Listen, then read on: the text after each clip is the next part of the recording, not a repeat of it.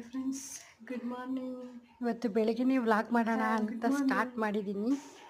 ನೋಡಿ, ನನ್ನ ಮಗ ಎದ್ದೇಳೋಕ್ಕಿಂತ ಮುಂಚೆ ಅವನಿಗೆ ರಿವಿಷನ್ ಅಂತ ಅಂದರೆ ಎಕ್ಸಾಮ್ ಪ್ರಿಪೇರ್ ಆಗೋ ಥರ ಎಲ್ಲನೂ ಕ್ವಶನ್ ಪೇಪರ್ ರೆಡಿ ಮಾಡ್ತಿದ್ದೆ.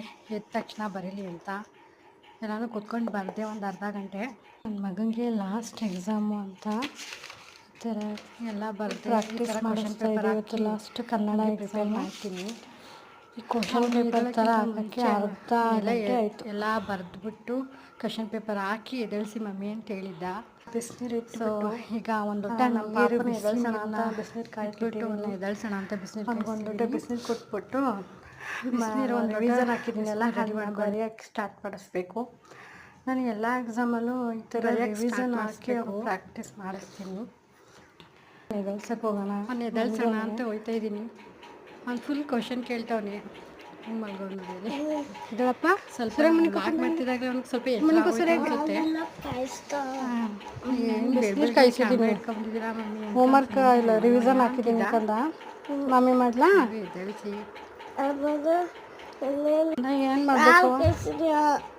ಕಾಯಿಸ್ತೀನಿ. ಮಾಮಿ ಮಾಮಿ ಮಾಮಿ ಮಾಮಿ ಮಾಮಿ ಆ ಕಡೆ ತಿರ್ಕವ, ಆ ಕಡೆ ತಿರ್ಕೊ. ಬದ್ ಮಗ್ಲಾಗಿದ್ರು. Good morning. Good morning mummy. Good morning ಮುದುಕ.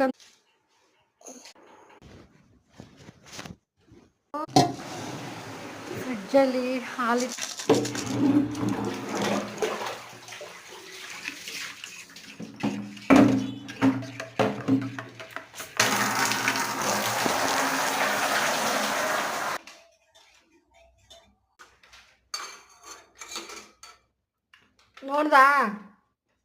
ನೋಡ್ದಾ ಸ್ಟಾರ್ಟ್ ಮಾಡು ಮತ್ತೆ.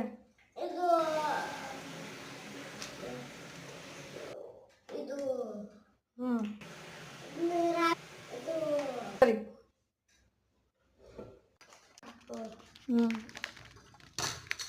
ಸರಿ, ವಾಂಗಿಬಾತ್ ಮಾಡೋಣ ಅಂತ ಬಟಾಣಿ ನೆನೆಕ್ಕಿದ್ದೀನಿ.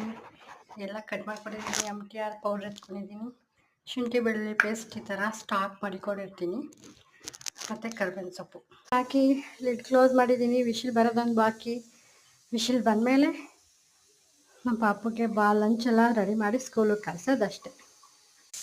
ಫಿನಿಶಾ? ಕರೆಕ್ಟಾಗಿ ಬರ್ದಿದೆಯಲ್ಲ? ಕರೆಕ್ಟಾಗಿ? ಗುಡ್. ಆಚೆ ಕಡೆ ಹೋಗಿದ್ದು ಬರಲ 5 ನಿಮಿಷ. ಸರಿ, ಬೇಗ ಬರಬೇಕು. LKGಗೂ ಹಾಲ್ ಟಿಕೆಟ್ ಐತೆ. ನಮ್ಮ ಕಾಲದಲ್ಲಿ ಇರಲಿಲ್ಲ.